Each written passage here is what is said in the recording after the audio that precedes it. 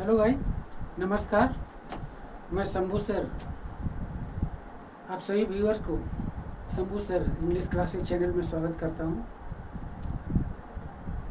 आज फिर आपके लिए एक बहुत ही बहुमूल्य वैल्यूएबल वीडियो लेकर आया हूं, जो ऑब्जेक्ट से रिलेटेड है। बड़ा कामयाब का वीडियो होने वाला है। लोग हमेशा कंफ्यूज करते हैं ऑब्जेक्ट के प्रति कि ऑब्जेक्ट को कैसे पहचानें, ऑब्जेक्ट क्या होता है, क्या स्थान होता है। बड़ा कंफ्यूजिंग लगता है। तो उस कंफ्यूजन को दूर करने के लिए मैं स्पेशल वीडियो लाया हूँ ऑब्जेक्ट से रिलेटेड, जिसमें बताऊंगा ऑब्जेक्ट होता क्या है, ऑब्जेक्ट कितने प्रकार के होते हैं, उनका इस्तेमाल कहाँ होते हैं। तो सारा चीज़ मैं बताने वाला हूँ इस वीडियो में, तो बने रहिए। तो बिना देर किए हुए वीडियो को स्टार्ट करते हैं। तो सबसे पहले मैंने दिया है object. What is object? Object होता क्या है? What is object? हम लोग जवाब जानेंगे कि object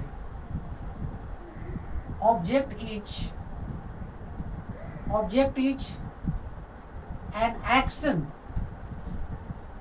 Object is an action of verb. Object is an action of verb. क्रिया का फल, ओके, या क्रिया व्हाट एक्शन हैपेंस, तो उसे हम लोग ऑब्जेक्ट कहेंगे। Object is an action of verb. काम क्या होता है? तो जो काम होता है उसे हम लोग एक्शन कहते हैं और वही ऑब्जेक्ट कहलाता है। Object is an action of verb. Object is an action of verb. Example, he reads the Ramayana. He reads the Ramayana. Suppose this is the sentence. He reads the Ramayana. He here subject, reads here verb, Ramayana here object. Okay, Ramayana here object. ऐसे भी हम लोग जानते हैं कि एक basic sentence में subject plus verb plus object, ये तीन चीज होना चाहिए। Subject plus verb plus object.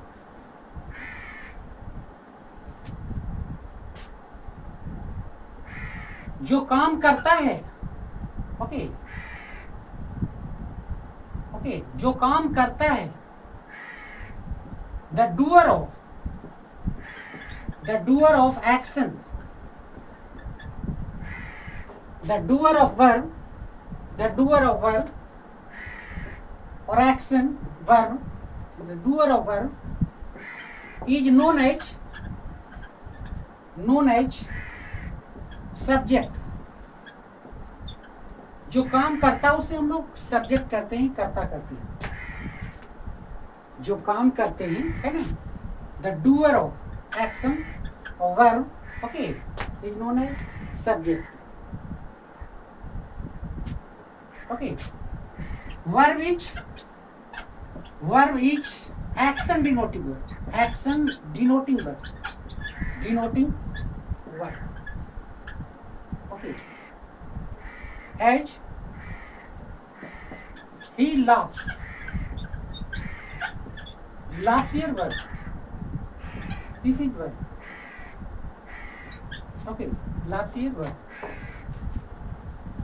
Verb is action denoting verb. We also know that, okay, he reads. Other example, he plays football. He plays football. Subject, verb, this one is object. And except subject,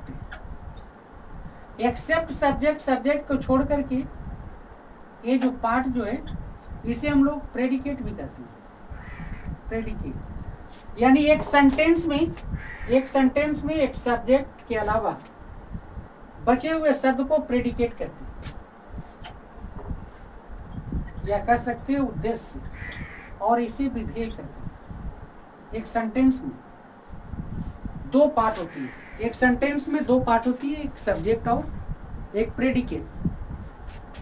तो predicate वाले भाग में ही object आता है, predicate वाले भाग में ही object का स्थान होता है। ओके, प्रेडिकेट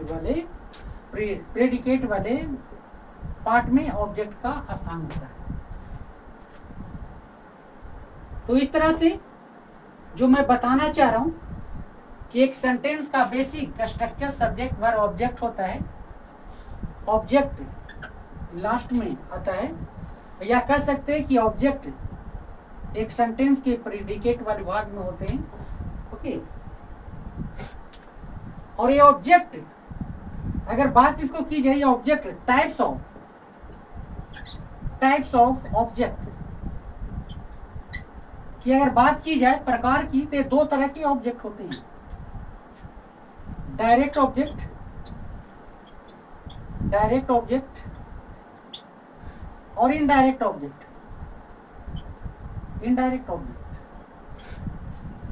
प्रत्यक्ष क्रम, प्रत्यक्ष कर्म, अप्रत्यक्ष कर्म। दो तरह के ऑब्जेक्ट होते हैं, डायरेक्ट और इनडायरेक्ट, डायरेक्ट ऑब्जेक्ट और इनडायरेक्ट ऑब्जेक्ट। अब प्रश्न उठता है कि क्या कभी दोनों डायरेक्ट और इनडायरेक्ट दोनों ऑब्जेक्ट आ जाते हैं एक सेंटेंस में? क्वेश्चन हो जाता है कि क्या सचमुच में कभी डायरेक्ट और इनडायरेक्ट दोनों ऑब्जेक्ट की स्थिति बनता है एक सेंटेंस पे? तो हाँ, मेरा जवाब होगा यस में, कि हाँ, कभी कभी ऐसा भी स्थिति होता है कि एक के अलावा और दूसरे भी ऑब्जेक्ट एक ही सेंटेंस में आ जाते हैं। तो ऐसे में बड़ा कंफ्यूजिंग होता है। इससे रिलेटेड और भी बहुत बातें हैं जो हम लोग जानेंगे इस वीडियो के अंदर, बने रहिए। तो इस सब्जेक्ट में दोनों की स्थिति बनती है, डायरेक्ट ऑब्जेक्ट की, इनडायरेक्ट ऑब्जेक्ट की। देखते हैं कैसे।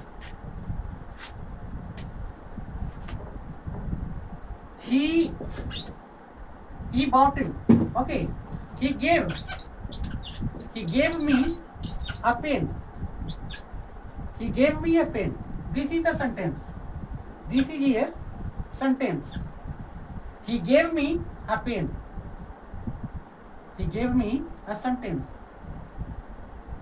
He known as subject, gave here verb, me here object, a pen here object.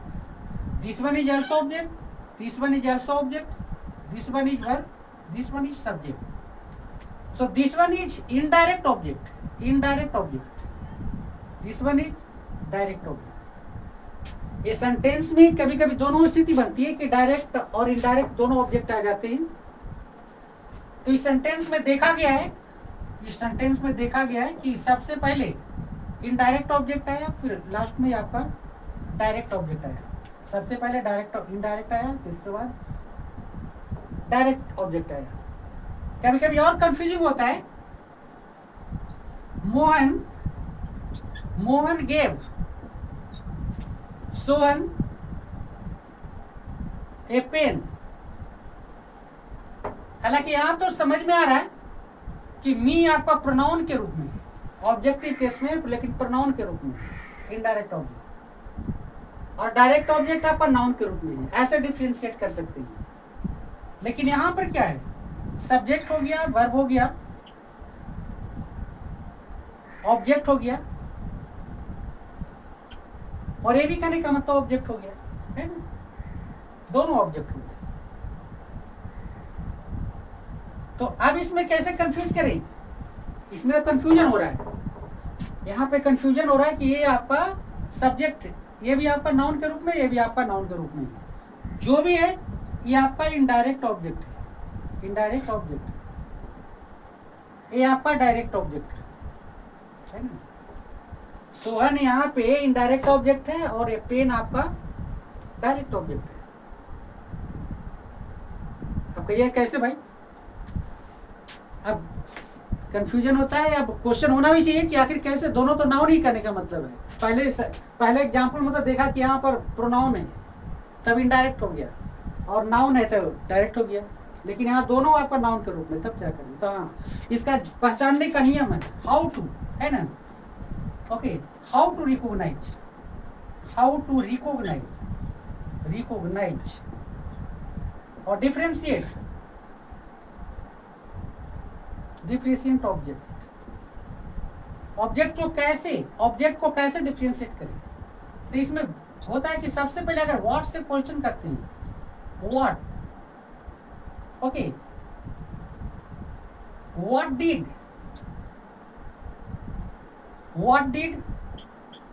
Mohan give, this is the question and answer here a pen. यानी कहने का मतलब जब व्हाट से मैंने क्वेश्चन किया और इसका जवाब मिला कि पेन, तो ये आपका डायरेक्ट ऑब्जेक्ट हो गया, डायरेक्ट ऑब्जेक्ट। लेकिन अगर दूसरा क्वेश्चन होता है कि whom did Mohan give a pen, pen किसको दिया?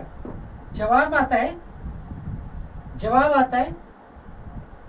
सोहन को, सोहन जवाब आता है सोहन। ये आपका इनडायरेक्ट ऑब्जेक्ट है, इनडायरेक्ट ऑब्जेक्ट है। ये आपका इनडायरेक्ट हो, यानी कहने का मतलब जब हुम से क्वेश्चन किया जाए, जब स्थिति खतरनाक बनती है, यानी दोनों ऑब्जेक्ट एक साथ आ जाते हैं, और उसे में पहचानना होता है कि कौन सा डायरेक्ट है कौन सा इनडायरेक्ट है, तो हमें दिमाग में रखना है व्हाट और हुम, दो वर्ड हमेशा इंट्रोगेटिव वर्ड रहेंगे, दोनों से क्वेश्चन करेंगे। अगर जवाब मिलता चला जाता है तो हम आसानी से पकड़ लेंगे। व्हाट से क्वेश्चन करेंगे, जवाब मिल गया, व्हाट से क्वेश्चन किए जवाब मिल गया, पेन आपका डायरेक्ट हो गया। हुम से क्वेश्चन किए जवाब मिल गया सोहन, आपका इनडायरेक्ट ऑब्जेक्ट हो गया। पहला चीज आगे हम लोग देखेंगे, आगे हम लोग और देखेंगे।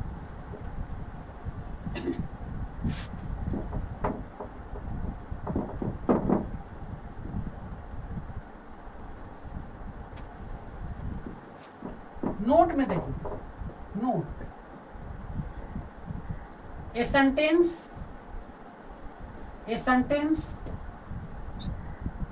in case of double objects, double objects, okay, indirect object is written first, after then direct object written, direct object written। एक कड़वा सत्य है कि किसी भी सेंटेंस में अगर ऐसा स्थिति बनता है कि दोनों आ जाए, तो पहले डायरेक्ट होता है, उसके बाद ही इनडायरेक्ट होता है। हालांकि स्थान चेंज भी कर सकते हैं, लेकिन उसका स्थिति भी चेंज हो जाता है। अगर हम डायरेक्ट की जगह पर इनडायरेक्ट लिख दें और इनडायरेक्ट के डायरेक्ट कर दें, तो उसका भी स्थिति बनता है, लेकिन डिफरेंट टाइप से। देखिए वो भी देख लेते हैं। ही okay, he asked me a question, he asked me a question। subject, verb, indirect object, direct object। in other case, suppose आप डायरेक्ट को पहले कर देते हैं। he asked a question to me, ऐसे भी हम लोग लिख सकते हैं। he asked a question to me। अब यहाँ स्थिति डिफरेंट हो जाती है। इस चीज को इसी कंफ्यूजन को दूर करने के लिए मैं इस स्पेशल वीडियो का जरूरत समझा मैंने। यहां पर मैंने डायरेक्ट को पहले कर दिया, this one is direct object, this one is indirect object. क्योंकि मैंने जो नेचर के अनुसार, एक सेंटेंस का जो नेचर होता है कि किसी भी सेंटेंस में naturally in case of double objects पहले इनडायरेक्ट को लिखेंगे फिर डायरेक्ट को लिखेंगे, लेकिन पहले ही हम डायरेक्ट करते हैं फिर इनडायरेक्ट करते हैं, तो हमें इनडायरेक्ट के पहले टू लगाना, इन्फिनिट टू लगाना पड़ता है, टू, तो स्थिति बन जाती है। लेकिन दोनों ही ऑब्जेक्ट है, इसलिए ज्यादा बेहतर समझा जाता है कि किसी सेंटेंस को नेचुरली लिखने के लिए दोनों स्थिति में, दोनों अगर ऑब्जेक्ट आता है तो पहले इनडायरेक्ट को लिखें फिर डायरेक्ट को लिखें, ताकि ये टू देने की एक्स्ट्रा हमें जरूरत ना पड़े।